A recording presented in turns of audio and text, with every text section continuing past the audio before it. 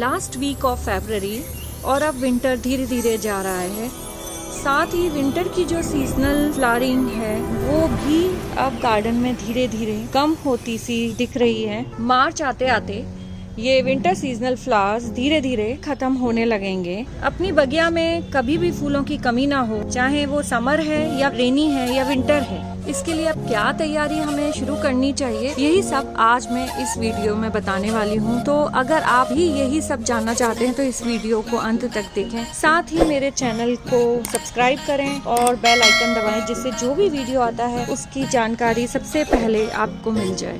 गर्मी में अपनी बगिया में फूलों की तैयारी के लिए जो सबसे बेस्ट टाइम होता है वो फेब लास्ट या मार्च का महीना होता है। चाहे वो समर सीजनल प्लांट हो या फिर परमानेंट फ्लावरिंग प्लांट, उसके लिए आप अभी से ही तैयारी शुरू करें। फरवरी में जो सबसे पहला काम होता है वो पेड़ पौधों में खाद देने का होता है। सर्दियों में पेड़ पौधे डोरमेंसिंग पीरियड में चले जाते हैं, या कह दें कि वे सो रहे होते हैं। ये देखिए इस तरीके से, तो इन्हें बहुत ज़्यादा किसी खाद या डाइट की ज़रूरत नहीं होती है। तो समर आते आते फेब या मार्च फर्स्ट वीक में सबसे पहली जरूरत इन प्लांट्स की खाद की होती है, जिससे कि इनको प्रॉपर न्यूट्रिशन मिलना शुरू हो। अब वो खाद चाहे आप गोबर खाद हो, वर्मी कंपोस्ट हो, होममेड खाद हो या कोई भी मार्केट से केमिकल फर्टिलाइजर भी हो सकता है, इनको ये सारी चीजें इस समय देना बहुत जरूरी होता है। किचन वेस्ट कंपोस्ट पर मैंने एक पूरा वीडियो बनाया हुआ है, आप आई बटन पर क्लिक करके उसे देख सकते हैं। पौधों में खाद देने के बाद में पानी देना बहुत जरूरी है, क्योंकि प्लांट में आप कोई भी खाद डालेंगे वो खाद थोड़ी गर्म होती है, तो पानी डालना बहुत जरूरी है, नहीं तो प्लांट जल सकता है। साथ ही खाद के साथ साथ अच्छे से पानी देने से प्लांट बहुत जल्दी से हरा भरा हो जाता है और साथ में बहुत अच्छी फ्लावरिंग भी देता है। इस समय खाद देने का रीजन ये होता है कि कई प्लांट्स जो अपनी लीफ छोड़ चुके होते हैं वो न्यू लीव्स ग्रो कर रहे होते हैं, और उस समय अगर प्लांट को अच्छा खाना मिलेगा तो वो लीव्स बहुत अच्छी ग्रो करेंगी और प्लांट बहुत हरा भरा हो जाएगा। दूसरा बड़ा काम हम अपने प्लांट में करते हैं रीपॉटिंग। यदि ऐसे प्लांट्स जिनका पॉट का साइज छोटा रह गया और प्लांट बड़ा हो गया, या जिनकी रूट हैं वो पॉट के नीचे से निकलकर बाहर आ रही हैं और पूरी रूट बाउंड हो चुकी हैं, उन प्लांट्स की रिपोर्टिंग करने के लिए ये एक बहुत परफेक्ट टाइम है। क्योंकि अगर आपके प्लांट और पॉट में बैलेंस नहीं होगा तो प्लांट अच्छे से ग्रो नहीं कर पाएगा। इसके लिए इस समय आप किसी भी प्लांट की रिपोर्टिंग करते हैं तो वो इस शॉक को झेल लेगा और सरवाइव कर जाएगा।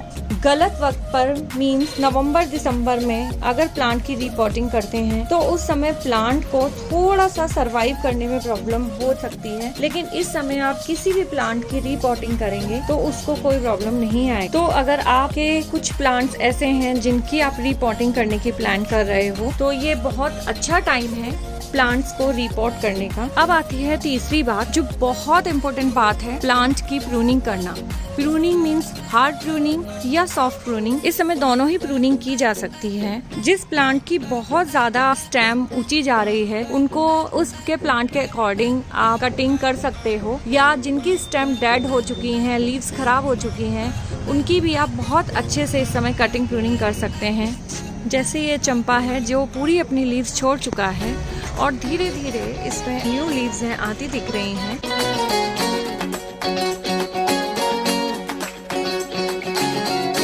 समर के ये परमानेंट प्लांट जिनकी अभी कटिंग और प्रूनिंग करना जरूरी है, जहाँ जहाँ जिस जिस तरीके से इन प्लांट्स की नीड है उसके हिसाब से इनकी कटिंग होगी, जिससे इसमें वापस से न्यू लीव्स की ग्रोथ होगी, प्लांट घना होगा। जितना ज्यादा प्लांट घना होगा फ्लावरिंग भी उतनी ही ज्यादा होगी। तो इसकी कटिंग के लिए हमें जितनी भी डेड लीव्स हैं, डेड स्टेम्स हैं, इन सबको हटाना पड़ेगा। जैसे आप देख सकते हो ये इस तरह से है, इसको यहाँ से कट करना है।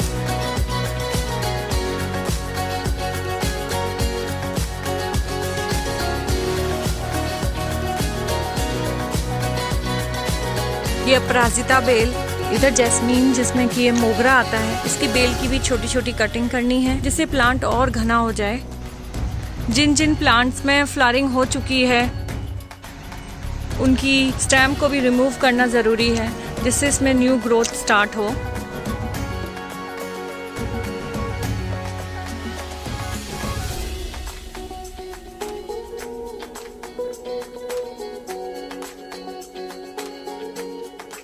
कटिंग करने से प्लांट में बहुत अच्छी शेप निकल कर आती है और प्लांट बेहद खूबसूरत और घना हो जाता है।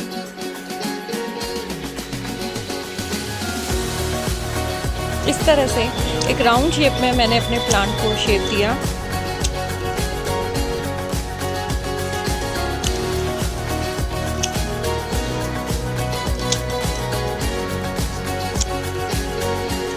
इसमें बहुत अच्छी न्यू ग्रोथ होगी और बहुत फास्ट होगी, तो बेहिचक आप इनकी ट्रिमिंग कीजिए।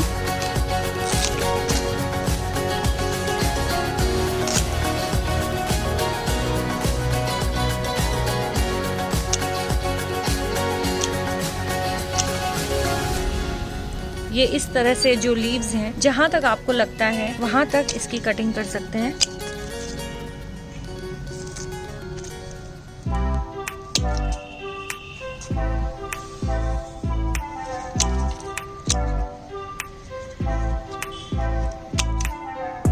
इसमें भी मैं यहाँ से इसकी कटिंग कर चुकी हूँ। इस समय अगर चंपा, मोगरा, जैस्मीन की जितनी भी वैरायटी हैं, उनकी कटिंग आप करते हैं तो उनमें से और बहुत सारी न्यू ब्रांचेस आएंगी और वो ब्रांचेस पूरी लीव से भर जाएंगी और जितनी ज्यादा ब्रांचेस आएंगी उतने ज्यादा इसमें फ्लावर्स आएंगे। तो अभी आप अपने प्लांट्स में प्रूनिंग जरूर कर लीजिए। यदि आप समर्स की सब्जियां और सीजनल फ्लावर लगाने के भी इच्छुक हैं तो उसके लिए भी आपको वापस सॉइल के अंदर एनर्जी लाने के लिए पुरानी जो सॉइल है उसमें ड्राई लीव्स और खाद सब मिक्स करके पानी डाल करके मिट्टी को तैयार करना होगा, जिससे सारे फूल और सब्जियों के बीज आप अभी लगा सकें। जैसे कि मैं इस ड्रम को बिल्कुल तैयार कर चुकी हूँ। गर्मियों की सब्जियाँ जैसे लौकी, तोरई, खीरा, करेला, टिंडा, इस समय इनकी सीडलिंग कर सकते हैं। ये एकदम परफेक्ट टाइम है।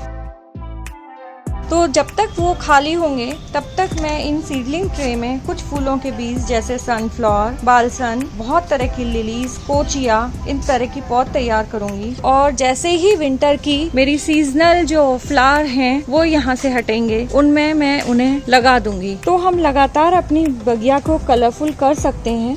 मैंने तो गर्मियों में हरी भरी बगिया रहे इसके लिए तैयारी शुरू कर दी है, तो आप भी शुरू हो जाइए, जिससे पूरी गर्मी आपकी बगिया भी तरह तरह के फूलों की खुशबू और रंगों से महकती रहे। इसमें भी आगे और क्या करते रहना होगा ये सब भी मैं आपके साथ शेयर करूंगी। तो इसके लिए आप मेरे चैनल को सब्सक्राइब कीजिए और मेरे साथ बने रहिए। Thank you.